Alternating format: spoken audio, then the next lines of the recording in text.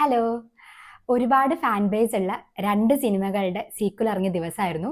ദുരന്തർ 2ഉം ആട് 3യും. ഏതാദ്യം കാണണം എന്നുള്ളത് എനിക്ക് വലിയ കൺഫ്യൂഷൻസ് ഒന്നും ഉണ്ടായിരുന്നില്ല. എനിക്ക് ആദ്യമേ തന്നെ ആട് 3 കാണാനായിരുന്നു താല്പര്യം. ആൻഡ് ആ ഒരു ഡിസിഷൻ ഒട്ടും തെറ്റിയിട്ടുമില്ല. തിയേറ്ററിൽ ഷാജി പാപ്പൻ്റെയും പിള്ളേരുടെയും ഒരു അഴിഞ്ഞാട്ടം തന്നെയായിരുന്നു.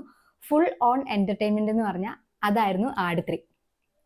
ഈ ആട് 3 സിനിമയ്ക്ക് മാത്രമുള്ള ഒരു പ്രിവിലേജ് ഉണ്ട്.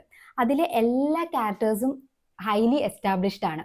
അതിപ്പോൾ ഷാജി പാപ്പൻ ആയിക്കോട്ടെ, ക്ലീറ്റസ് ആയിക്കോട്ടെ, അബു ആയിക്കോട്ടെ, സർബത്ത് ഷമീർ ആയിക്കോട്ടെ, ഡ്യൂഡ് ആയിക്കോട്ടെ, ഒരുപാട് ക്യാരക്ടേഴ്സ് ഉണ്ട്. സാധാരണ ഒരു സിനിമയിലും ഇത്രമാത്രം ക്യാരക്ടർ എസ്റ്റാബ്ലിഷ്മെന്റ് ഉണ്ടായിരിക്കില്ല. ഓരോ ഒരു സിനിമയിൽ ഒന്നോ രണ്ടോ ക്യാരക്ടേഴ്സ് ആയിരിക്കും ആ ക്യാരക്ടറിന്റെ പേരിൽ അറിയപ്പെടുന്നത്.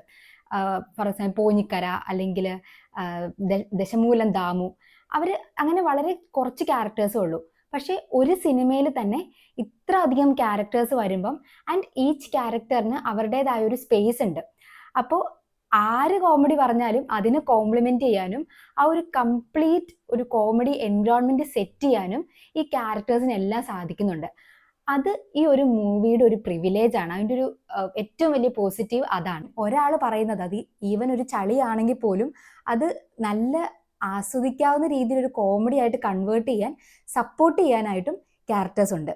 അതുകൊണ്ട് തന്നെ ആ കോമഡി അതിൻ്റെ ഒരു കംപ്ലീറ്റ് സെൻസിൽ ആസ്വദിക്കാൻ, ഒരു മതി മറന്ന് ആസ്വദിക്കുക എന്ന് പറയില്ലേ, ആ ഒരു ലെവലിലേക്ക് ആ കോമഡീനെ എത്തിക്കാനായിട്ട് എല്ലാ ക്യാരക്ടേഴ്സിനും സാധിക്കുന്നുണ്ട്. ചിലപ്പോൾ വളരെ നോർമൽ ആയിട്ടുള്ള ഒരു ഡയലോഗോ ഒരു റിയാക്ഷനോ ആയിരിക്കും. പക്ഷേ ഇവരുടെ ആ ഒരു മാനറിസംസ്, ഇവർ ആ ഒരു ഡയലോഗ് ഡെലിവറി ചെയ്യുന്ന ഒരു രീതിയും, അതിലാണ് ശരിക്കും ആ ഒരു കോമഡി വരുന്നത്. ആദ്യം മുതൽ അവസാനം വരെ മുഴുനീള ഹാസ്യമായിരുന്നു ഈ ഒരു സിനിമ. അത് നമ്മൾ എക്സ്പെക്റ്റഡും ആയിരുന്നു. ഓരോ ആക്ടേഴ്സും ഒന്നിനൊന്നും മെച്ചമായിരുന്നു. എടുത്തു പറയേണ്ടത് ഷാജി പാപ്പൻ്റെ കാര്യം തന്നെയാണ്. സത്യത്തിൽ ജയസൂര്യന് ഞാൻ ഇത്രമാത്രം ശ്രദ്ധിച്ചിട്ടുണ്ടായിരുന്നില്ല. അദ്ദേഹത്തിൻ്റെ ആ ഒരു ആക്ടിങ് സ്റ്റൈൽ സ്കിൽസ് ഞാൻ അത്രയ്ക്കൊന്നും ശ്രദ്ധിച്ചിട്ടുണ്ടായിരുന്നില്ല. അതിൽ എനിക്കൊരു റിഗ്രറ്റ് തോന്നി. ഓഫ് കോഴ്സ് അദ്ദേഹം ഒരു നല്ല ആക്ടറാണ്, പ്രൂവൻ ആണ്. പക്ഷെ അദ്ദേഹത്തിന് ഞാൻ ഇത്ര ക്യൂരിയസ് ആയിട്ട് ഇപ്പോഴാണ് ഒബ്സർവ് ചെയ്യുന്നത്.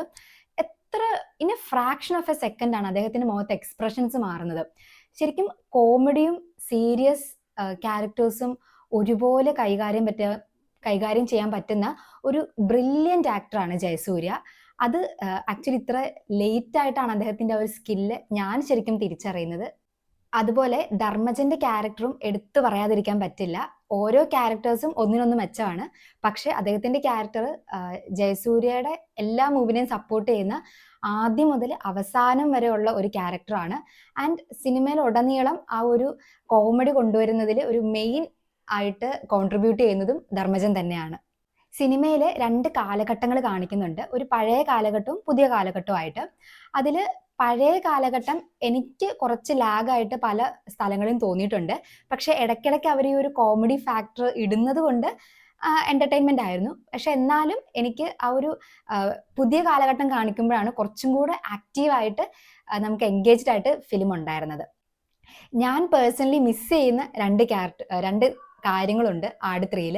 അത് ആ ഒരു വടംവലിയും പിന്നെ ആടിൻ്റെ ഷോർട്സും. ഇത് രണ്ടും സിനിമയിൽ ഇല്ല. ആട് 1ഉം 2ഉം പോലെ തന്നെ ഒരു കംപ്ലീറ്റ് എൻ്റർടൈൻമെൻറ്റ് മൂവി ആണെങ്കിലും ഇതിന് മുന്നത്തെ മൂവീസിൻ്റെ ആ ഒരു ട്രീറ്റ്മെൻ്റ് അല്ല ഈ ഒരു മൂവിയിലുള്ളത്. ഒരു മൂവിനെ അടുത്ത ലെവലിലേക്ക് കൊണ്ടുവരാൻ മാത്രം ഉള്ള ഒരു ബജറ്റും അങ്ങനത്തെ ഒരു സെറ്റിങ്സും ആണ് സിനിമയിൽ ഉടനീളം ഉള്ളത്. എനിക്ക് ഒരു പോരായ്മയായിട്ട് തോന്നിയത് അതിൻ്റെ എൻഡിങ് ആണ്. എൻഡിങ് എവിടെയും എത്താതെ പോയ പോലെ എനിക്ക് തോന്നിയിട്ടുണ്ട്. ആക്ച്വലി ഇതിനൊരു പാർട്ട് 2 ഉണ്ട്. ആ പാർട്ട് 2 എന്തായിരിക്കും എന്ന് അറിയാനുള്ള ഒരു ആകാംക്ഷ ഇവിടെ ക്ലൈമാക്സിൽ അവർ നിലനിർത്തുന്നുണ്ട്. പക്ഷെ എങ്കിലും ക്ലൈമാക്സ് കുറച്ചും കൂടെ ഒക്കെ ഒരു ബെറ്റർ ആക്കാമായിരുന്നു.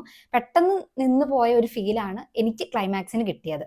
മൊത്തത്തിൽ പറഞ്ഞാൽ നമ്മൾ ഫാമിലി ആയിട്ട് നല്ലൊരു ക്രൗഡിൻ്റെ കൂടെ പോയി കണ്ടാൽ ഉറപ്പായിട്ടും എൻജോയ് ചെയ്യാൻ പറ്റുന്ന, ഒരുപാട് ചിരിക്കാൻ പറ്റുന്ന ഒരു നല്ല മൂവിയാണ് ആട് 3. ഒട്ടും ഡിസപ്പോയിൻറ്റഡ് ആക്കിയിട്ടില്ല.